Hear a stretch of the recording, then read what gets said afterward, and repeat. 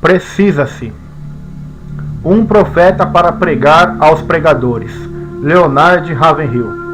Tentar fazer uma avaliação de João Batista pelos modernos padrões de espiritualidade seria o mesmo que tentar medir o sol com uma fita métrica. No Jordão, a multidão ansiosa indagou a respeito do recém-nascido. Que virá a ser, pois, este menino? E a resposta foi: ele será grande diante do Senhor.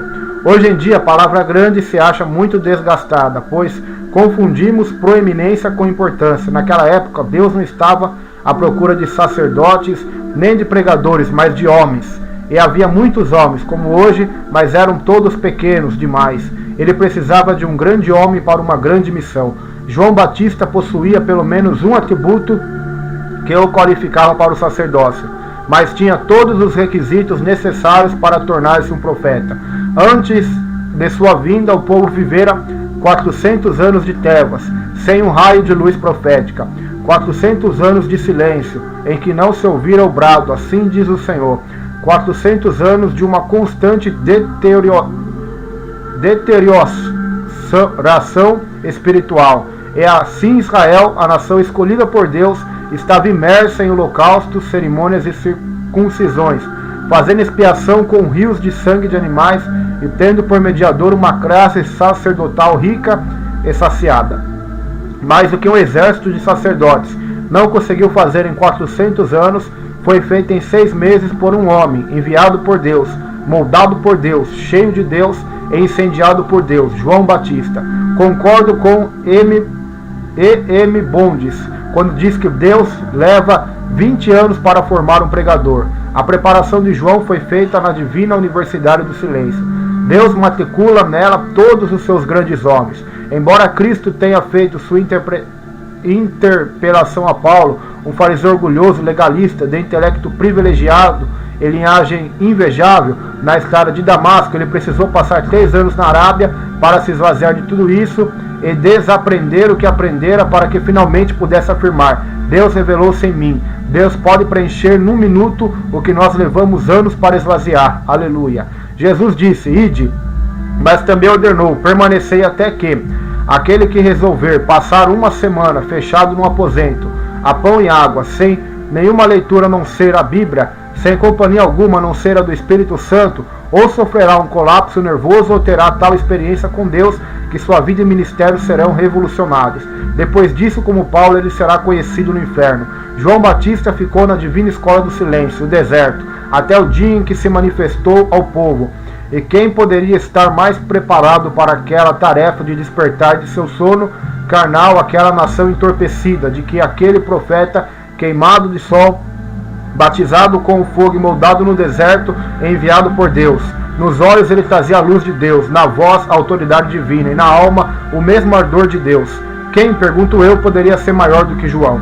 É verdade que ele não fez nenhum sinal, isto é, não ressuscitou nenhum morto, mas fez muito mais, ergueu uma nação morta. E esse profeta vestido de couro, com um ministério de curta duração, era tão ardoroso e sua luz tinha tal brilho que os que ouviam suas mensagens fervorosas, candentes, iam para casa e passavam noites insones, até que sua alma se quebrantava em arrependimento. Entretanto, tinha uma doutrina diferente, sem holocausto, sem cerimônia, sem circuncisão. Tinha uma dieta estranha, sem vinhos nem banquetes. Tinha roupas estranhas, sem filactérios nem vestes farisaicas. É verdade, mas de João era grande. As grandes águias voam sozinhas, os leões maiores caçam sozinhos. As almas grandiosas vivem sozinhas, a sós com Deus. É muito difícil suportar tal solidão. É impossível apreciá-la, a não ser acompanhado de Deus. Realmente João conseguiu ser grande. Ele foi grande em 3 aspectos. Grande na sua fidelidade ao Pai, preparou-se durante tanto tempo para pregar por tão curto período, grande em sua submissão ao Espírito, andava ou parava de acordo com as orientações dele, grande nas afirmações que fez sobre o Filho, apontando Jesus como Cordeiro de Deus, que tira o pecado do mundo, apesar de não ter se avistado com ele antes. João era uma voz.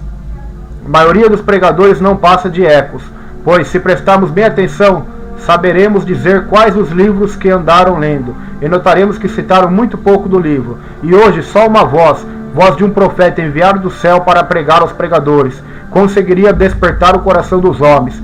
Só que tem coração quebrantado é capaz de levar outros ao quebrantamento. Irmãos, Nós temos equipamentos, mas não temos poder. Temos ação, mas não são. Barulho, mas não avivamento. Somos dogmáticos, mas não dinâmicos.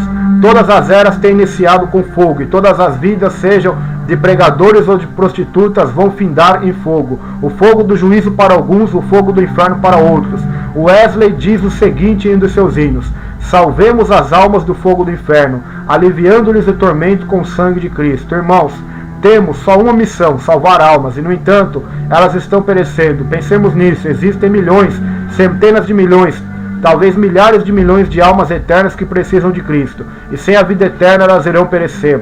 Ah, que vergonha para nós, que horror, que tragédia! Cristo não desejava que ninguém se perdesse. Irmãos pregadores, hoje há milhões e milhões de pessoas seguindo para o fogo do inferno, porque nós perdemos o fogo do Espírito. Esta geração de pregadores é responsável pela atual geração de pecadores. Diante das portas de nossas igrejas passam todos os dias milhares de pessoas que não foram salvas, porque ninguém lhes pregou, e ninguém lhes pregou porque ninguém as amou. Dou graças a Deus pelo grande trabalho que é realizado nos países estrangeiros. Contudo, é muito estranho que aparentemente tenhamos maior preocupação por aquelas que se encontram do outro lado do mundo do que as que moram do outro lado da rua. Apesar de todas as nossas campanhas e nosso evangelismo de massas, o número dos que são salvos se limita a centenas, enquanto que, se cair uma bomba atômica por aqui, irão aos milhares para o inferno.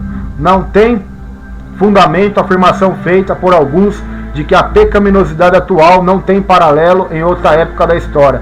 Jesus disse o seguinte: assim como foi nos dias de Noé, será também nos dias do Filho do Homem.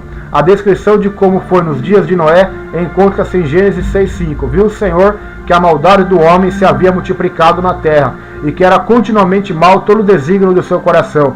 Então o mal era total, todo o desígnio era contínuo, continuamente mal.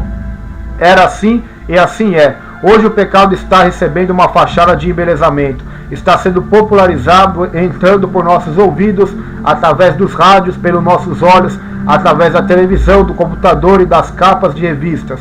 Os membros da igreja se acham saturados das pregações e cansados dos ensinos que ouvem. Estão saindo dos cultos da mesma forma como entram, sem visão e sem fervor algum. Ó Deus, envia para esta geração 10.000 João Batistas, para arrancar os curativos que os moralistas e políticos colocaram sobre o pecado das nações. Assim como Moisés não pôde deixar de notar a sarça que ardia, assim também ninguém vai se enganar quando vir um homem em chamas. Deus vence um fogo com outro fogo. Quanto mais fogo houver nos púlpitos, menos pessoas haverá no fogo do inferno. João Batista foi um homem diferente, com uma mensagem diferente. Assim como o réu, acusado de assassinato, empalidece ao ouvir o juiz pronunciar a sentença, culpado, assim também aquele povo ouviu João clamar: arrependei-vos. E esse clamor ecoou nos recessos de sua mente, despertando lembranças, fazendo pesar a consciência e levando a buscar o batismo, dominados pelo terror. E após o Pentecoste, a pregação de Pedro, que acabara de receber o batismo de fogo do Espírito, abalou os ouvintes de tal modo que eles clamaram: que faremos, irmãos? Imaginemos que alguém lhes respondesse: assine este cartão de membro, passe a frequentar esta igreja regularmente, dê sempre os dízimos. Não, 1000 vezes não. Inspirado pela unção do Espírito, João dizia: arrependei-vos. E eles se arrependeram, mas arrepender não é simplesmente derramar algumas lágrimas no altar. Também não é ter remorso, nem emoção, nem passar por uma reforma pessoal. Arrepender-se é mudar de ideia com relação a Deus, ao pecado e ao inferno. As duas maiores forças da natureza são o vento e o fogo, e as duas se uniram no dia do Pentecoste. E aquele abençoado grupo reunido no cenáculo com o vento e o fogo se tornou irresistível, incontrolável e imprevisível. E o fogo que ardia neles extinguiu a violência do fogo.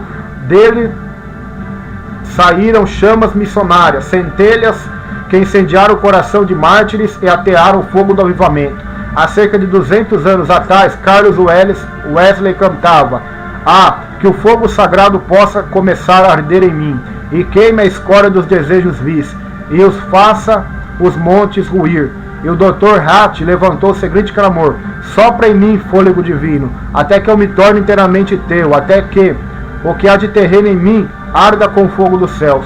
O fogo do Espírito Santo destrói, purifica, aquece, atrai e enche de poder. Existem alguns crentes que não sabem precisar a data em que foram salvos, mas ainda não conheci ninguém que tenha sido batizado com o Espírito Santo e com fogo, que não saiba dizer o momento em que isso aconteceu.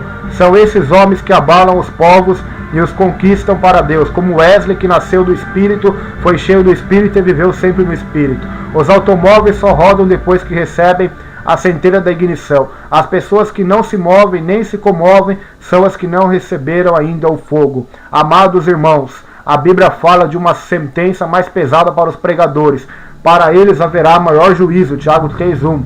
Pode ser até que quando eles estiverem perante o trono do julgamento divino, os pecadores lhe digam: pregador, se o Senhor tivesse o fogo do Espírito, eu agora não estaria indo para o fogo do inferno. Como Wesley, eu também creio que os crentes precisam experimentar o arrependimento. A promessa do Pai é para você. Então agora, onde quer que esteja, numa missão no estrangeiro, numa casa rica e confortável, ou num gabinete pastoral, se estiver sentindo-se quebrantado, pronto a render as armas, ajoelhe-se e faça suas as palavras da seguinte oração: manda, Senhor, o fogo para fortalecer meu coração, e eu viva para salvar o mundo que está perecendo. Em teu altar agora deposito minha vida, meu ser, em sinal de aceitação dessa minha oferta.